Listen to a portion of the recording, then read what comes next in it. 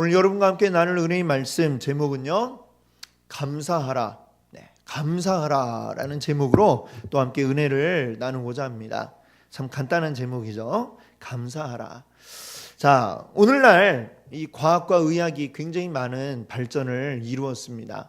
그래서 우리 몸 구석구석 여러 지체들을 이 정확하게 이제는 다 어떤 구조라든지 기능이라든지 이런 것들을 굉장히 이제 거의 밝혀지지 않은 게 거의 없을 정도입니다. 그런데 아직까지도 잘 모르고 있는 그런 부분이 있어요. 우리 몸 가운데 아직도 좀 미지의 영역으로 신비하게 남아있는 곳이 있는데, 거기가 어디냐면 바로 우리의 머릿속, 뇌가 아직도 다 그 기능들이 정확하게 밝혀지지 않은 가운데 있습니다. 그래서 참 오늘날은 또 그 최첨단 장비들이 있잖아요. 그래서 우리 머리에 그것들을 뭐 MRI나 이런 것들로 찍으면서 뭐 어떤 영상들을 보여줬을 때 어떤 반응을 보이는가, 어떤 부위가 반응을 보이는가, 이런 것들을 이제 테스트를 하면서 조금씩 그 기능들을 조금씩 이제 검사해 내고 있는 그런 가운데 있습니다. 뭐 예전에는 이 뇌는 그냥 머릿속에 있는 그냥 하나의 덩어리로 알았죠. 근데 그것이 좌뇌와 우뇌가 따로 돼 있고 이런 것도 밝혀진 것이 뭐 근 1900년대에 들어와서야 밝혀지게 되었고요. 그리고 그 뇌 가운데서도 또 어떤 부분, 앞에 전두엽, 또 후두엽, 측두엽, 이렇게 그 각각의 담당하고 있는 기능이 다르구나라고 하는 게 밝혀진 게 불과 오래되지가 않았습니다.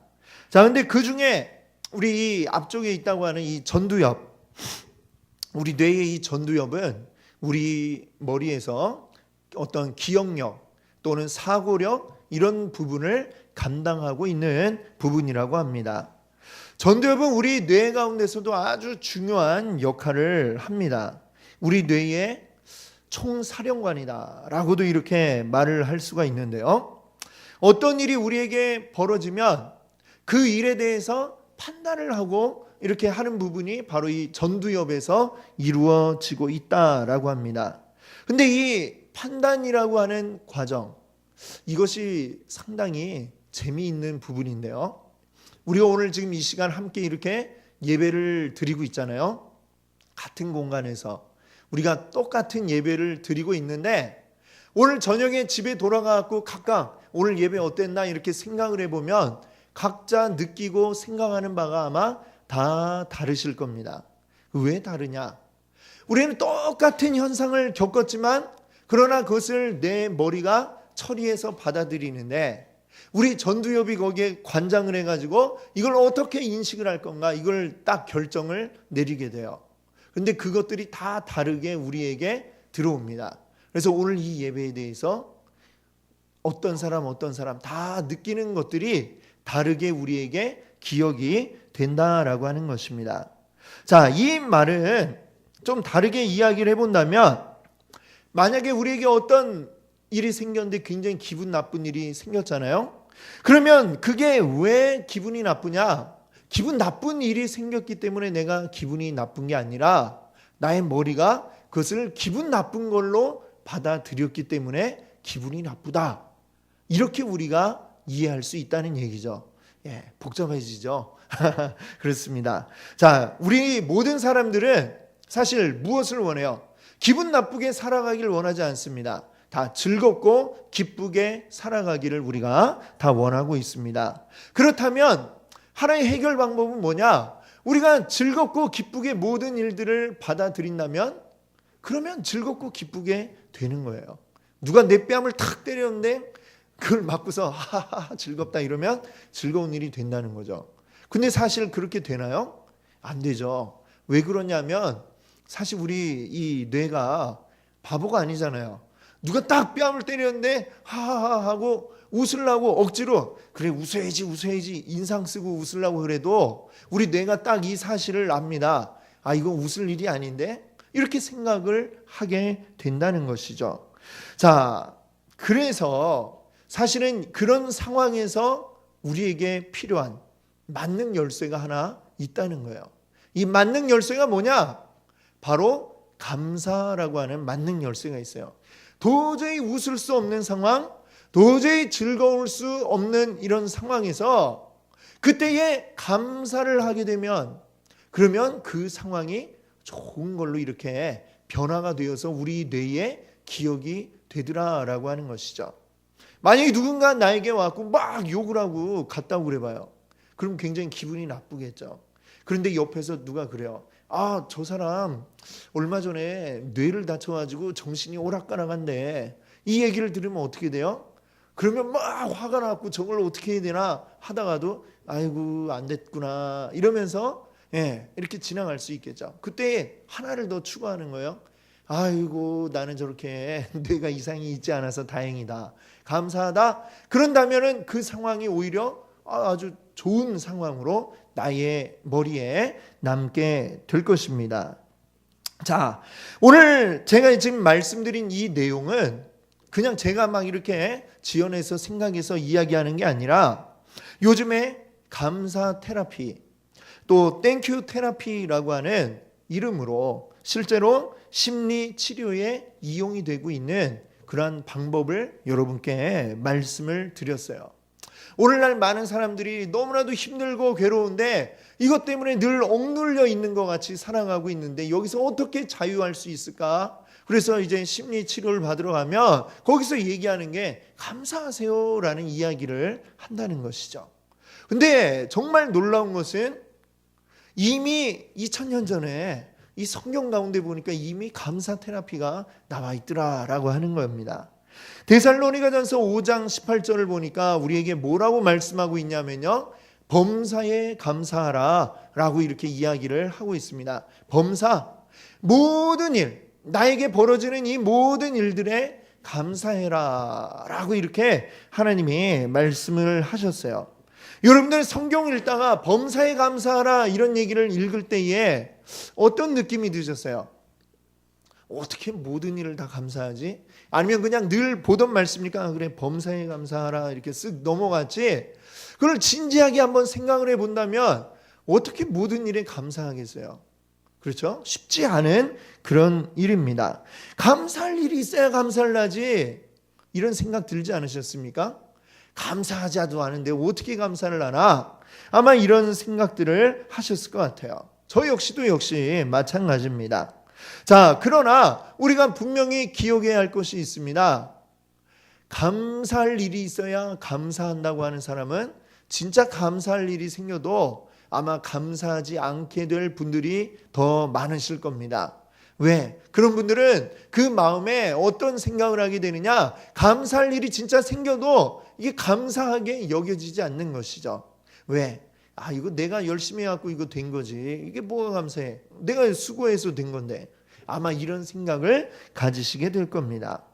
감사를 하기 위해서는 우리가 의도적으로 감사하고자 하는 노력을 해야 합니다. 감사하지 않은 일들에도 우리가 감사할 수가 있어야 돼요.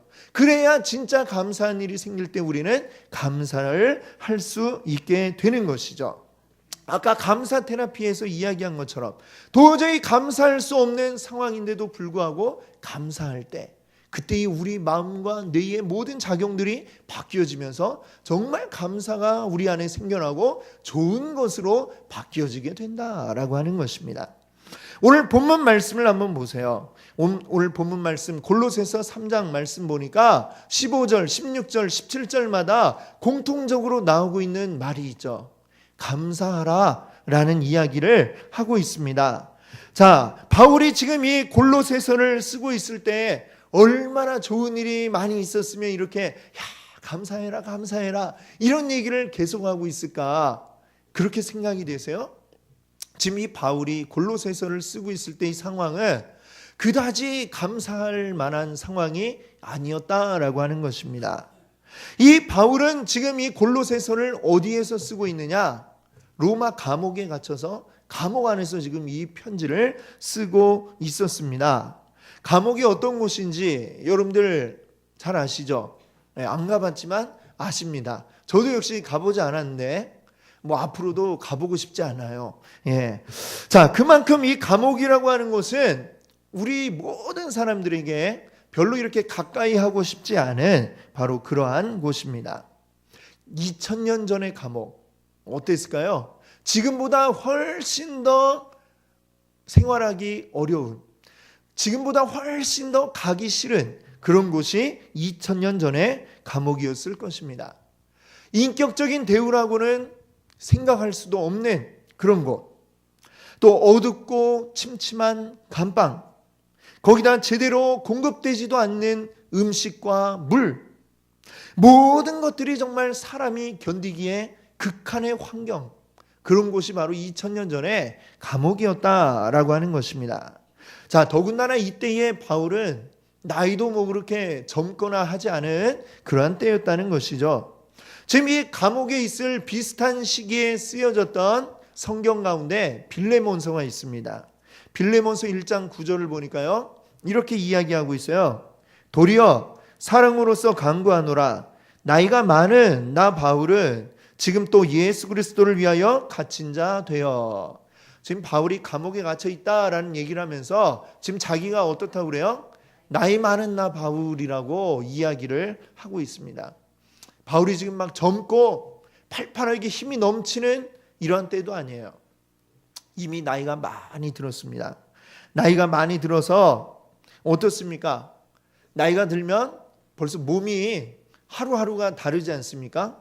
예. 저도 이제 뭐 불과 40대 이제 중반 접어드는 나이지만 그럼에도 불구하고 이런 말씀 드리면 여러분 앞에 너무 죄송하지만 그런데도 하루하루가 다르고 그런 느낌이 들더라고요. 저도. 나이가 들면 더 하겠죠. 더 정말 어제가 다르고 오늘이 다른. 어제는 괜찮았는데 오늘부터 아프기 시작하고 막 이런 일들이 생겨나는 게 우리 몸이죠. 지금 바울도 그래요. 좋은 환경에서 이렇게 여유롭게 지내고 있어도 힘들고 아플 텐데 더군다나 아주 극한의 그 환경, 감옥 안에 지금 갇혀 있는 바울입니다. 그러니 뭐가 감사해요? 그런데 그리고 바울이 뭐 이게 무슨 진짜 죄를 지어서 감옥에 가게 되었습니까? 누구를 때렸습니까? 아니 누구 걸 훔치기를 했어요? 아니면 사기를 치기를 했어요? 바울이 그런 죄를 짓지 않았음에도 불구하고 오직 그에게 죄가 있다면 예수 그리스도를 열심히 전했다는 바로 그것 때문에 바울이 지금 감옥에 갇혀 있는 상황이죠. 하나님 앞에도 나 하나님 위해서 열심히 일했는데 나 이렇게 감옥에 갇혀서 힘들어요. 원망할 법한 지금 그러한 상황이라는 것이죠. 감옥은 또 어떻습니까? 다른 사람들과의 접촉이 차단되어 있는 곳입니다.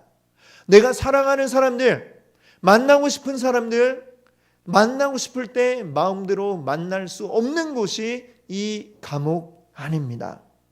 그 좋은 사람들 만나지도 못하고 복음을 열심히 전하고 싶지만 사람들을 볼 수 없으니 전하지도 못하면서 어둡고 침침한 감옥 안에 머물러서 지금 이 바울은 외로움을 달래고 열심히 편지를 씀으로써 지금 외로움을 달래고 있는 중입니다.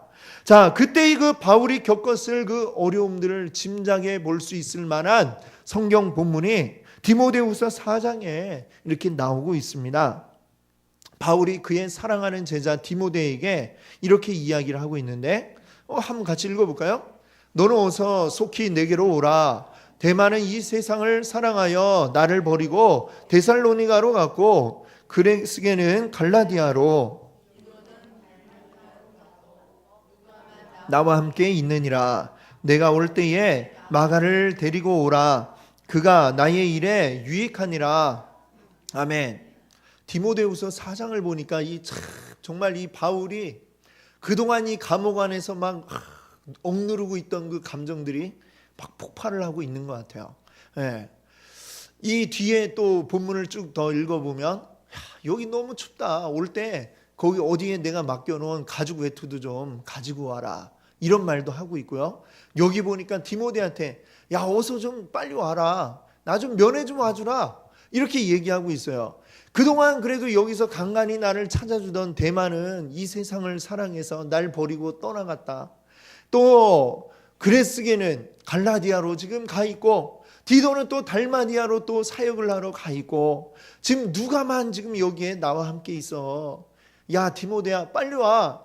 그리고 놀 때 혼자 오지 말고 누구도 데리고 오라고 그래요? 마가도 좀 데리고 와라. 보고 싶다. 빨리 좀 와라. 이런 지금 감정이 여기서 막 나오고 있잖아요. 얼마나 지금 이 바울이 감옥 안에서 외로웠을까? 얼마나 외로웠으면 지금 이렇게 막 편지를 쓰고 있어요. 빨리 와, 빨리. 너만 혼자 오지 말고 꼭 그때 마가도 데리고 와. 이렇게 얘기를 하고 있다는 것이죠. 얼마나 지금 이 바울이 힘든 상황이었을까라고 하는 거 우리가 짐작해 볼 수가 있습니다. 자, 근데 이런 상황 속에서 바울이 교회들에게 오히려 힘을 주는 편지를 써나가고 있다는 것입니다. 정말 대단한 일이 아닐 수 없는데요. 근데 그 바울은 이 편지 안에서 이 성도들에게 뭐라고 얘기하느냐?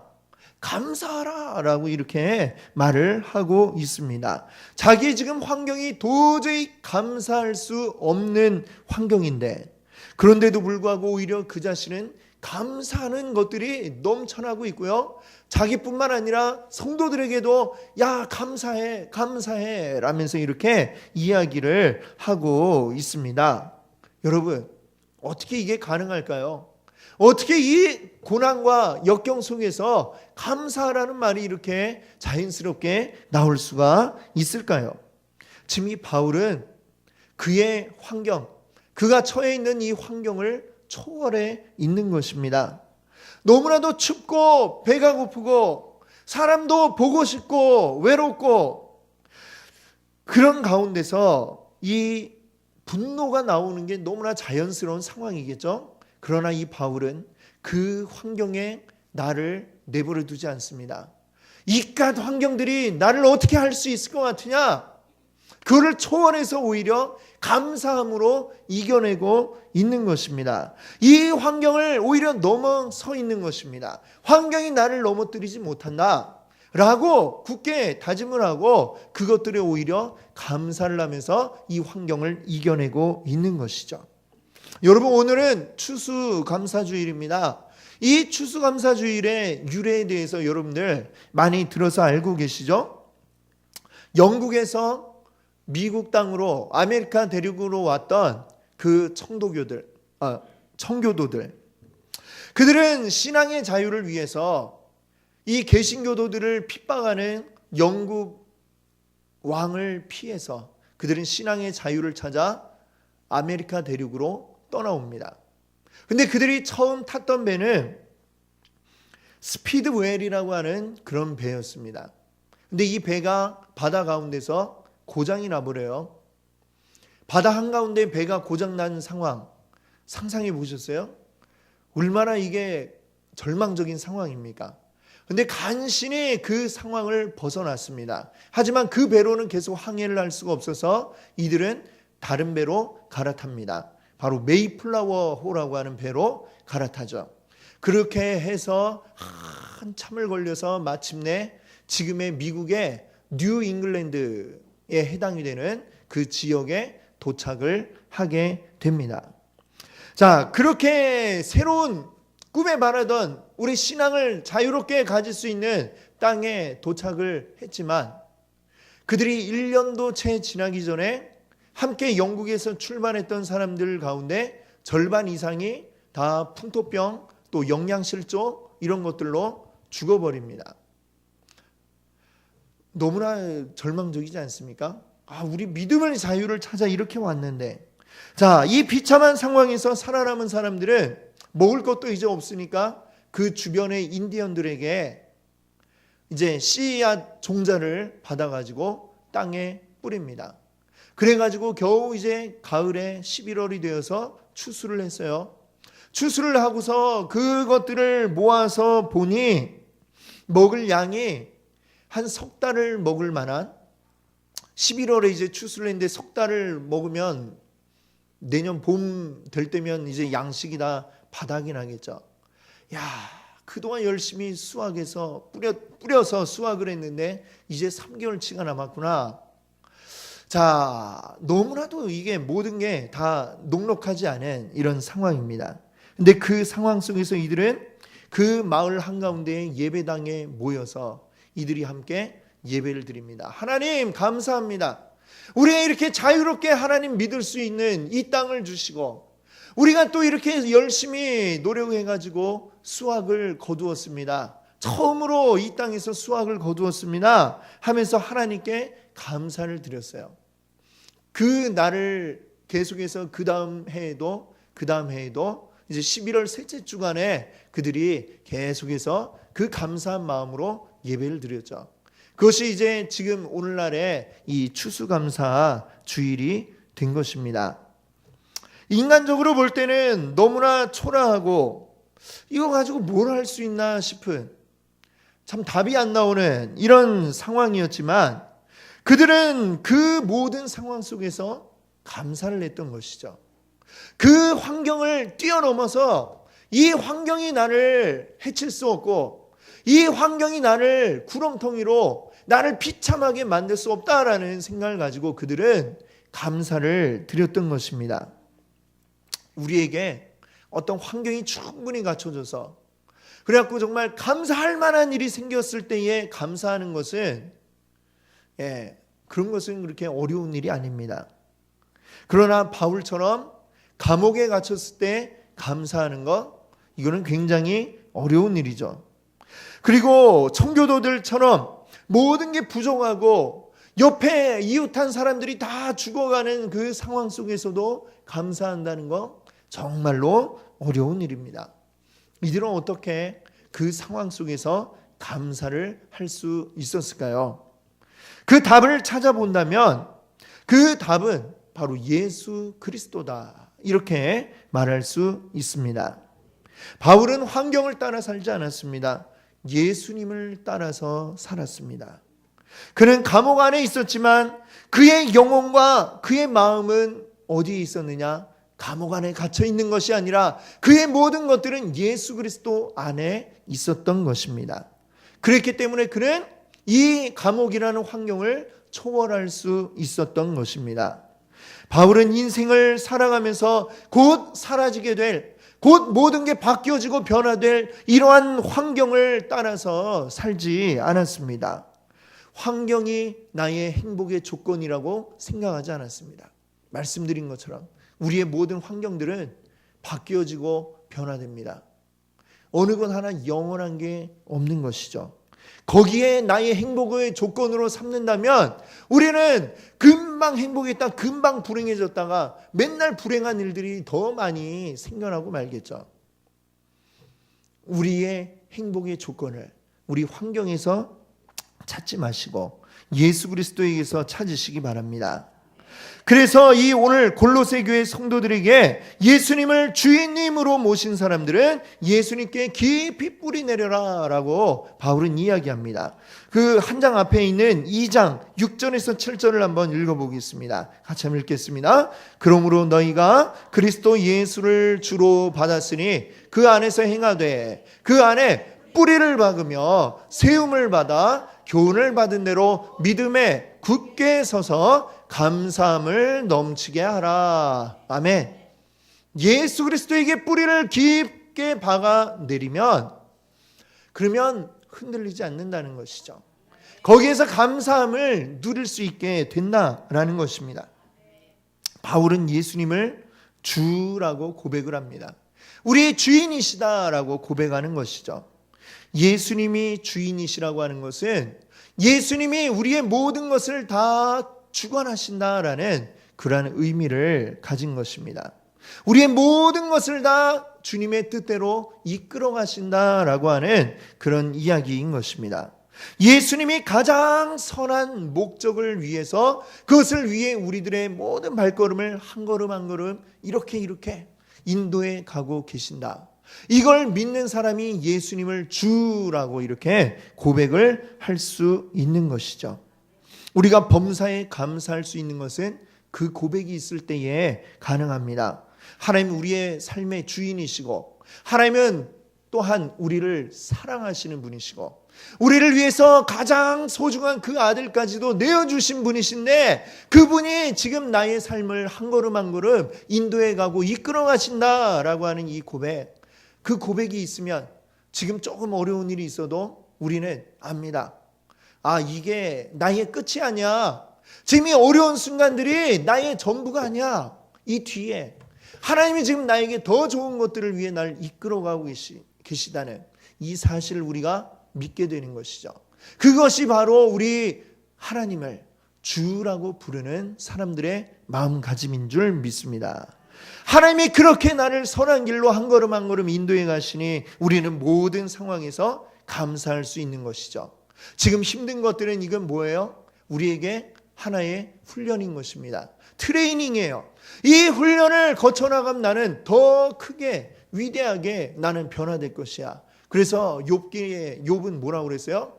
이 모든 고난을 거쳐나갈 때 내가 이 모든 걸 통해서 나는 마치 정금과 같이 나아오리라 라고 말씀하고 있지 않습니까? 이 산에서 사금을 캐면 그 사금은 금만 있는 게 아니라 여러 가지 불순물들이 잔뜩 껴 있잖아요. 그걸 뜨거운 불에 집어넣어서 녹여냅니다. 그러면 착착착착 이 성분 따라서 분류가 되어가지고 나타나게 되죠. 그걸 거치면 어떻게 돼요? 여러 가지 불순물이 잔뜩 낀 아무 것에도 쓸 수 없는 돌덩어리 같은 것들이 그 다음에는 순금과 같이 나오게 되는 것이죠. 지금 우리는 그 과정들을, 이 고난의 과정들이 지금 나를 순금으로 만들어내는 24K, 이게 제일 좋은 건가요? 잘 모르겠는데 18K가 좋은가요? 24K가 좋은가요? 좌우지간에 하여튼 제일 좋은 순금으로 우리를 만들어가고 계시다라는 사실을 알기 때문에 우리는 이 고난이 오히려 싫은 게 아니라 이게 기쁘고 감사한 일들이 되어지는 줄 믿습니다. 아멘. 우리 삶 속에 우리 행복을 만들어주는 조건은 지금 결코 우리 옆에 있는 이 환경들, 나의 주머니 사정, 나의 통장 잔고 이런 거에 달려있지 않다는 사실을 여러분들 기억하시기 바랍니다. 그것만 쫓다가는 계속해서 우리는 끝까지 바닥까지 우리는 불행해질 수밖에 없는 것입니다. 오늘 우리 주님이 우리와 함께 하시기에 그것이 우리에게 가장 큰 행복의 조건이라는 것을 기억하시고 주님께 감사하시는 여러분들 되시기 바랍니다. 이렇게 우리 주 안에 주님이 계심을 풍성하게 느끼는 것, 이것을 교회 용어로 뭐라고 하느냐면 성령 충만이라고 이렇게 이야기를 합니다. 그리고 이 성령 충만을 오늘 이 골로새서에서 바울은 뭐라고 표현하고 있냐면 또한 이것을 말씀 충만이라고 표현을 하고 있습니다. 16절을 한번 보세요. 16절에 그리스도의 말씀이 너희 속에 풍성히 거하여 이렇게 이야기하죠. 하나님의 말씀이 우리 안에서 풍성하게 있는 상태, 그렇게 되면 우리에게 감사함이 넘쳐날 거나 이야기하고 있습니다. 하나님의 말씀은 어떤 말씀들이에요? 약속의 말씀들입니다. 하나님이 우리와 함께 하시겠다라고 하는 그 약속의 말씀들이 이 성경을 가득 채우고 있습니다. 예수 그리스도가 이 땅에 오실 때 그 이름을 예수로 하라. 예수라고 하는 이 말의 뜻이 무엇입니까? 하나님이 너희와 함께 하신다 라는 뜻을 가진 말이 바로 우리 예수님의 이름의 뜻이었던 것입니다. 예수님 이름만 봐도 알 수 있잖아요. 모든 성경의 한마디 한마디가, 모든 한 글자 한 글자가 우리와 함께 하신다는 하나님의 약속으로 가득 채워져 있는 줄 믿습니다. 이 세상의 주인이시고 이 세상 모든 만물의 주관자인 하나님이 우리와 함께 있기 위해서 예수님이 되어서 우리에게 오셨고 또 우리와 같은 사람이 되어주셨습니다. 또 오셔서 우리를 위해 십자가에서 죽으시고 부활하시고 승천하셨죠. 그 다음에는 이제 누가 우리와 함께 계세요? 성령님이 이제는 우리와 함께하고 계시다라는 것입니다. 우리는 단 한순간도 하나님과 떨어졌던 적이 없어요. 하나님은 늘 우리와 함께하고 계셨습니다. 지금도 함께하고 계십니다. 앞으로도 늘 함께하고 계신 줄 믿습니다. 그렇기 때문에 우리는 모든 순간들에 감사할 수 있는 줄 믿습니다. 아멘. 이제 지난주일 광고 시간에 여러분께 말씀을 드렸어요. 어떤 말씀 드렸냐면 오늘 추수감사주일이고 오늘 이제 여러분들 헌금하실 때에 헌금 봉투를 지난주에 드리면서 요 뒤에다가 여러분들 올 한 해 동안 감사했던 일들 이렇게 적어보세요. 제가 이렇게 적어보니까 우리 봉투가 좀 작은 것 같더라고요. 제가 적다가 너무 공간이 부족해서 다 못 적었는데 그래도 나머지 감사한 거 주님이 아실 줄 알고 여러분들 어떻게 적어보셨나요? 적어본 분도 아마 계실 것이고 대답하지 마세요. 아직 뭐 안 적은 분도 계실 거고 또 어떤 분들은 못 적은 분도 계실 거예요. 뭐 적을래도 뭐 감사한 게 있어야 적지 막 이러면서 그런 분도 있을지 모르겠습니다.